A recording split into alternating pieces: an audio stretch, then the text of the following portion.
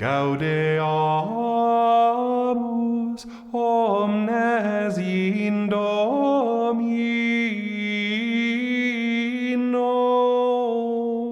diem festum celebrantes,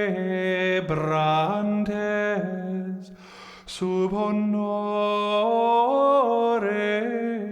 sanctorum omnium.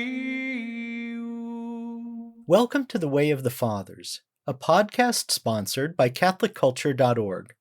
I'm your host, Mike Aquilina.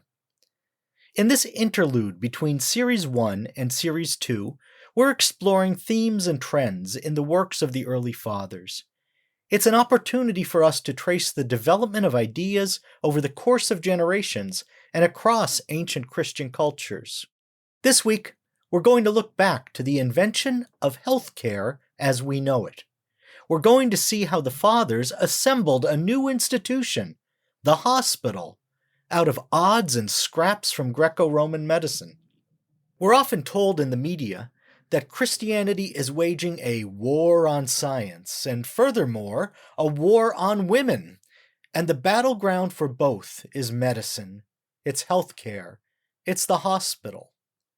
I'm here to tell you that history witnesses against such charges. From the beginning, we should be very clear about one thing. The hospital arose as a Christian institution utterly dependent upon Christian principles. The standard medical school textbooks agree on this point. Dr. Roy Porter, in his Medical History of Mankind, states simply, Christianity planted the hospital. Christianity planted it. The institution we know today has grown from a seed planted by Christians, and that seed was a common ethos of charity, according to Dr. Porter.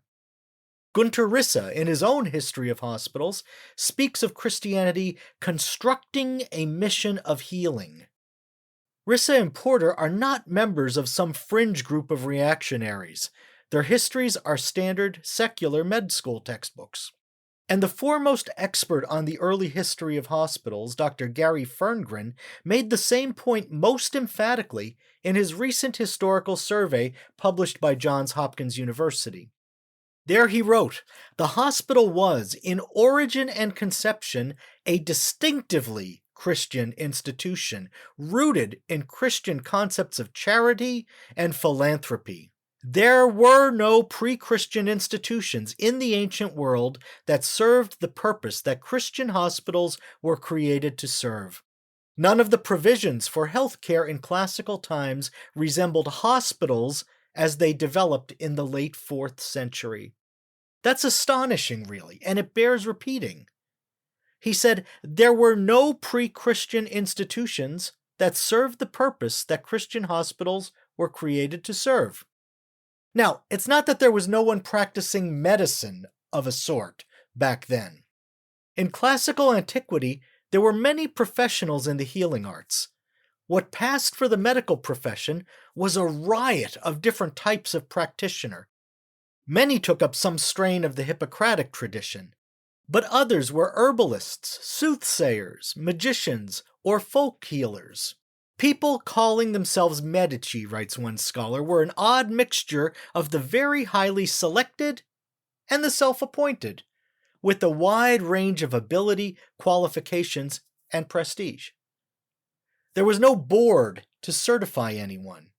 There were no medical schools to grant diplomas.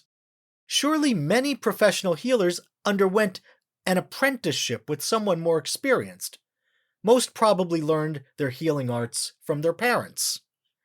Many practitioners in antiquity made their living by wandering from town to town, perhaps outrunning the public response to their latest failures.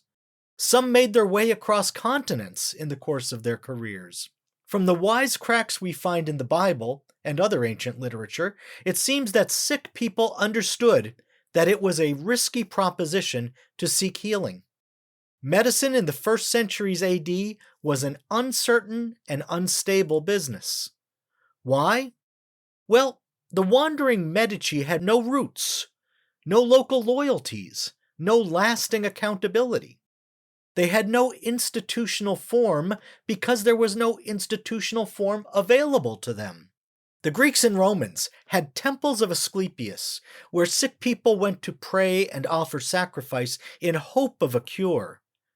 Treatment in such places was usually based on the interpretation of dreams dreamt by the sick during a time of incubation in the sanctuary. While the Asclepian temples may have provided some occasional relief, they were not hospitals. They kept no long-term patients. They offered no extended program of treatment on site. The nearest approximation of a hospital in classical antiquity was the valetudinarium. But valetudinaria were not open to the public. They were essentially repair shops for soldiers or slaves. You see, both soldiers and slaves represented huge investments for their overseers. Their value was expected to last years and even decades. And so the ancients established places where their human property could be restored to productivity. As far as we know, the Romans never seriously entertained the idea of providing valetudinaria for the wider population.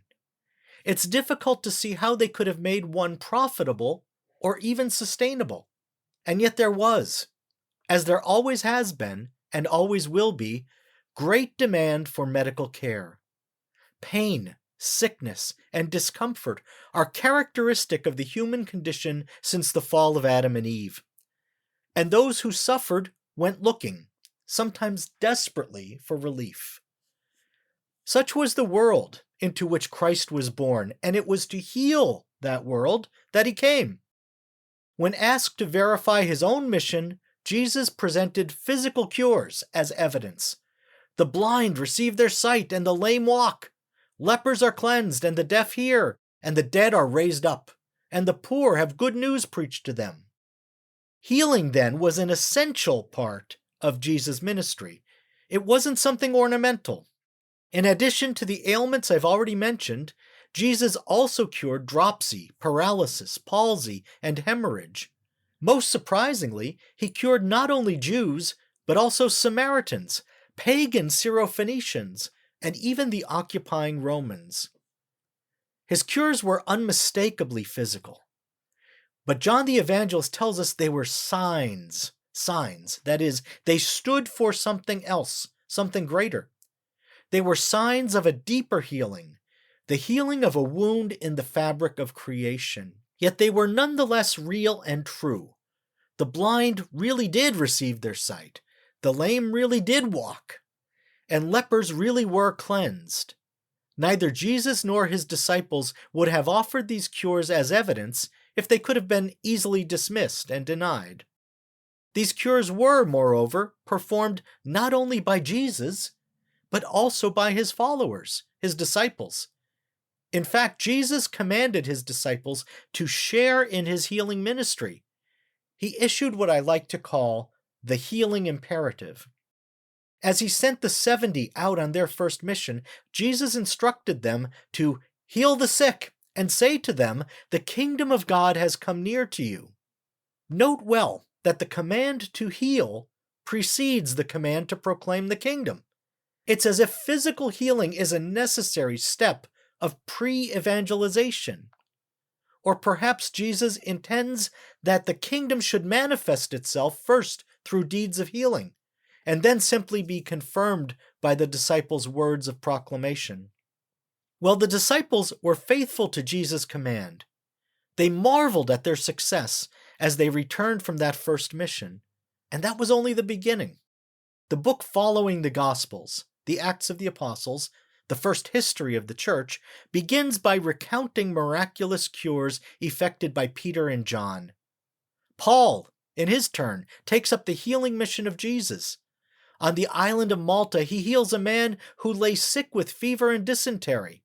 And then, predictably, the rest of the people on the island who had diseases also came and were cured.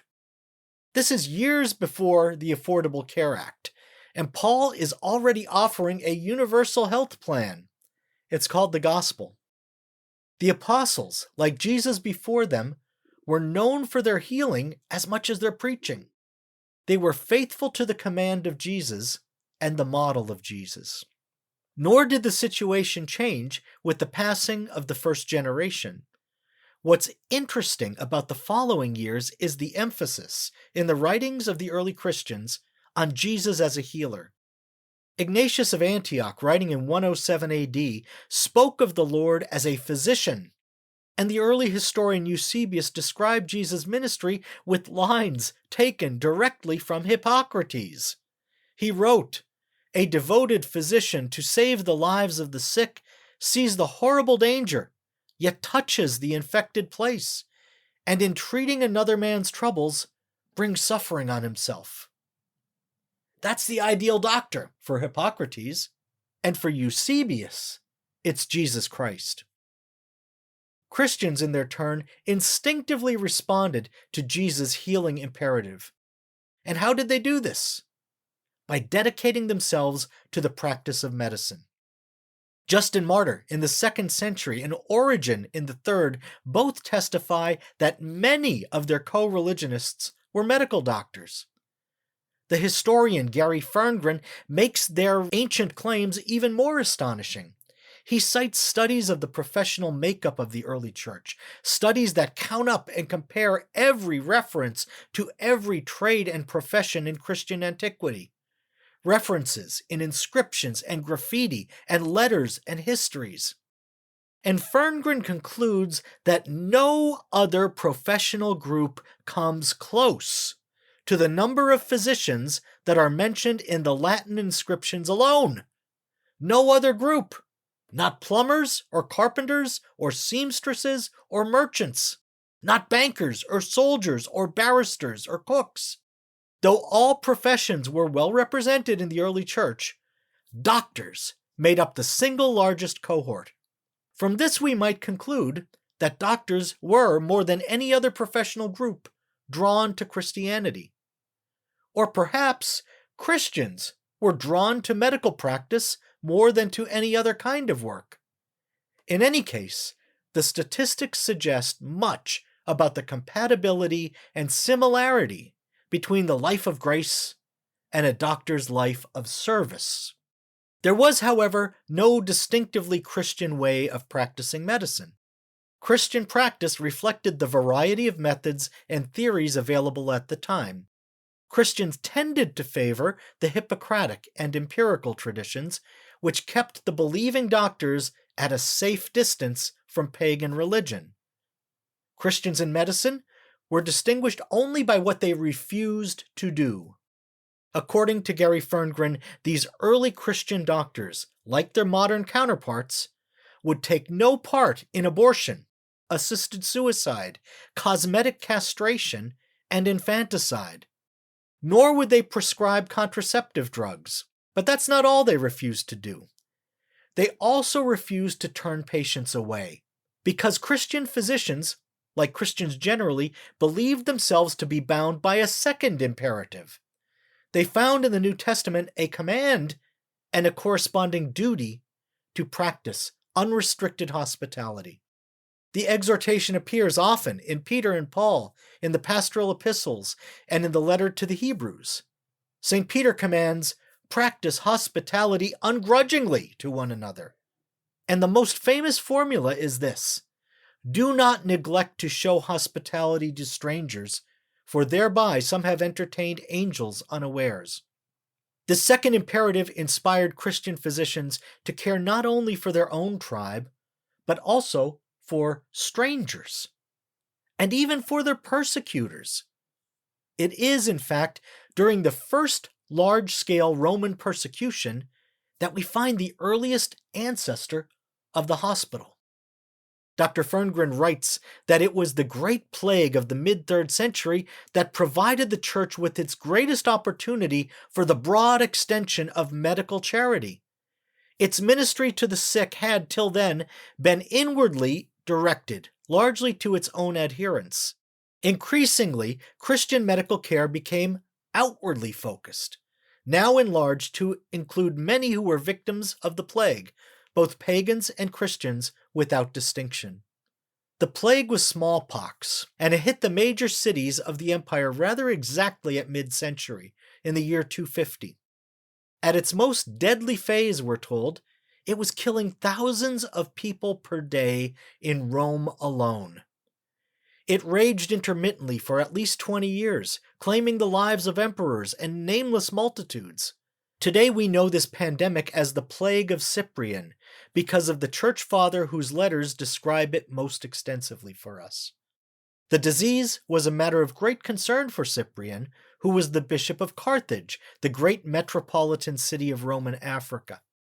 It was important not only because it was killing Christians, but also because the Roman authorities were blaming the Christians for the spread of the disease. Why was smallpox raging through the empire? Well, it's obvious, right? The plague had come because the Christians were refusing to offer sacrifice to the gods. So the Romans decided to force the issue. They began to demand sacrifice from everyone and execute those who refused. Yet, amid this simultaneous epidemic and persecution, the church inaugurated the first broad extension of its medical charity. Cyprian exhorted his congregation, saying, "There is nothing remarkable in cherishing merely our own people. We should love our enemies as well. The good should be done to all, not merely to the household of faith." So in the midst of plague, the Christians served even their neighbors who were most unneighborly. Christian doctors treated not only their co-religionists, but also their pagan persecutors, who inevitably came down with the disease, but were routinely abandoned in the streets by their families. This was not a local phenomenon. We possess similar testimonies from Alexandria in Egypt and elsewhere. The great sociologist Rodney Stark noted that the Catholic Church grew at a steady rate of 40% per decade during this period, and he believes it was largely due to this profound and unprecedented public witness of charity. The pattern emerged still more clearly in the following century, during the epidemic of 312. By then the Christians were numerous in every major city, so their efforts were more effective, extensive, and visible. Eusebius, who was an eyewitness, reports that Christians rounded up the huge numbers who had been reduced to scarecrows all over the city and distributed loaves to them all. Gary Ferngren states most emphatically that the only care of the sick and dying during the epidemic of 312-313 was provided by Christian churches. No charitable care of any kind, public or private, existed apart from Christian diaconal care, because there was no religious, philosophical, or social basis for it. In Christianity, however, there was a firm foundation for such medical care. It was there in the Gospels and the Epistles. It was clear in the tradition preserved and conveyed by saints like Ignatius and Cyprian. Christ had issued a healing imperative to his disciples, and the apostles specified that no one should be deemed unworthy of Christian care. It was in the 4th century, as Christians assumed a clear majority in the urban areas, that the institution of the hospital took form. During a famine in Syria, Ephraim the deacon commandeered public porticos to set up a 300-bed facility for the treatment of the ill. In 324, in Egypt, Pachomius established an infirmary in the vast monastery he had founded. In the vicinity of Rome, facilities were founded by Fabiola and Pomacius. As an aside, it's interesting to note that many of the hospitals established in the 4th and 5th centuries were founded by women. You will search in vain to find women making any similar contributions to the advancement of pagan societies at that time. Roman and Greek religion offered them no analogous opportunities, no comparable sense of vocational freedom, philanthropic charity, or basic human equality.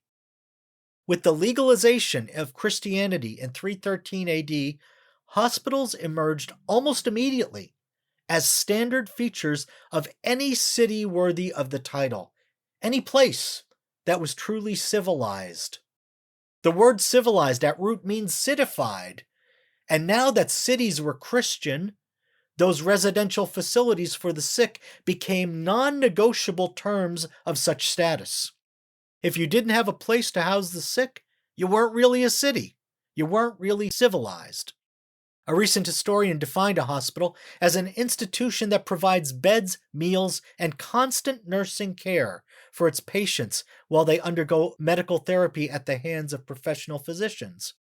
By the end of the 4th century, those were everywhere, and some cities had as many as a half dozen of them, though there was not yet standard terminology for what to call them, either in Greek or in Latin. The greatest of them all was certainly the complex built by St. Basil in Pontian Caesarea. It was vast, so vast that the locals referred to it as the New City, and one contemporary observer compared it to the 7 wonders of the world. Basil's Catholic charities included not only a hospital, but also a soup kitchen, poorhouses, a trade school, a hostel for needy travelers, personal care for the elderly, and a hospice for the dying. The staff dispensed food and medical care to all who approached, regardless of their religious affiliation. Basil had difficulty finding a name for his institution. In one place, he calls it a poorhouse. In another, a lodging, and yet another, a hostel. The locals just called it the Basileus, Basil's place. But the name also can mean the kingdom. The double entendre was certainly intentional.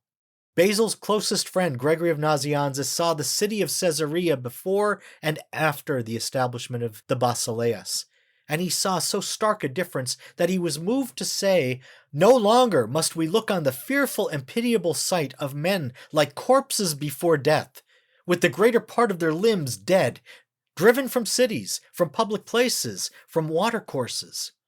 Basil it was, more than anyone, who persuaded those who are men not to scorn men, nor to dishonor Christ, the head of all, by their inhumanity toward human beings.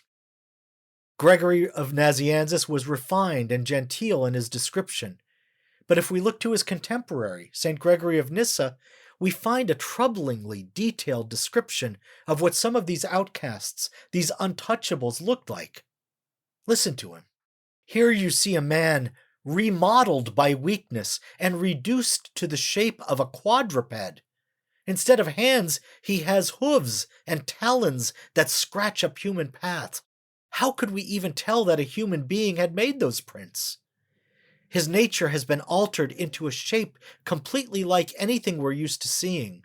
Feet taking the place of hands, or he goes around on knees like mallets that either just taper off or are limbs for crawling around at random. Aren't you ashamed to see a fellow human being in that condition? You don't show mercy to a man just like you? No, you despise his misfortune and hate his begging.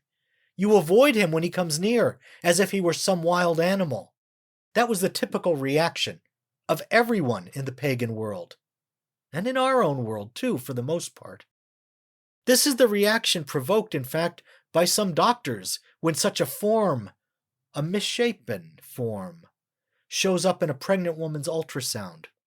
But Gregory reminds us that this is a human being, and the Christian revolution in social terms comes down to this: whoever you despise the most, whoever you find repugnant, whoever you want most to avoid, is made in the image and likeness of God. What Basil established as something unusual, a wonder of the world, soon became a standard feature of any major city. It was the most visible and concrete manifestation of Christian hospitality. Hospitality. And so, in time, it came to be called a hospital. Once established, these places dedicated to medical care every day over the long haul for a large number of patients became de facto research institutions, and their work led inevitably to a number of extraordinary developments and discoveries. I want to emphasize this. The Christian hospital was a necessary precondition for medical research. No Christianity, no progress in medicine. In building hospitals, Christianity, for the first time in history, brought medical professionals together in stable conditions where they could observe many cases and share observations, This was the beginning of medical research. Again, no Christianity, no hospital, no progress. By the end of the 4th century, most of those hospitals included some forms of ambulance and paramedic service as well. The ambulances were often staffed by rogue monks who traveled in gangs. They were uncouth, and they could be surprisingly violent. But don't be scandalized by that, because boorish monks were exactly what the doctor ordered. Imagine trying to get a wheelbarrow or a wagon through the thronged streets of Antioch or Alexandria. Politeness wasn't going to get you anywhere. If you were the guy or gal in the wheelbarrow, if you were in need of emergency medical attention, you were thanking Almighty God for the crazy monk who was beating pedestrians and beasts out of the way. Most of the hospitals also had relatively advanced pharmacology, and this is today preserved in papyrus and parchment books in Eastern monasteries. And get this, it's currently being combed for possibly effective remedies. American pharmaceutical companies are funding the studies by academics on both sides of the Atlantic. How did the hospital happen? And how did it happen so quickly once Christianity was legal? No emperor mandated it. No law required it. Pagan antiquity had had all the material ingredients for such an institution. The Greeks and Romans had doctors. They had valetudinaria, the repair shops for slaves and soldiers. There was ample demand for medical treatment. And yet, neither the Greeks nor the Romans, nor the Chaldeans, nor the Egyptians, nor the Babylonians, nor the Assyrians ever produced a hospital. They had the material resources, but they lacked the spiritual resources. They lacked a belief in charity, self-giving love, as a share in the life of God. They lacked the belief in human dignity and universal brotherhood. They were ignorant of the divine command to heal and show hospitality to friends and strangers alike, and even to enemies. The hospital could not have happened without Christianity. It did not happen in a pre-Christian world. We should wonder then whether it can survive long in a post-Christian world. I hope you enjoyed this episode. If you did, I ask you to please consider making a donation. We are entirely listener-funded. Just visit us at catholicculture.org and look for the button that says Donate. We're grateful for anything you can give. Remember, we pray for our benefactors every day. I thank you for listening.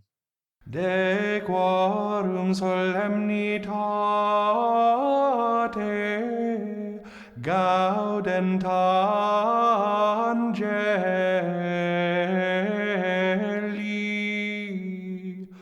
et collaudant filium Dei. Way of the Fathers is just one of the podcasts produced by CatholicCulture.org. To hear more from the Church Fathers in their own words, check out Catholic Culture audiobooks, readings of Catholic classics, including the Fathers and St. John Henry Newman. You might also enjoy Criteria, the Catholic film podcast, devoted to works of high artistic caliber and Catholic interest. And for interviews on a wide range of topics in Catholic arts and culture, listen to the Catholic Culture podcast.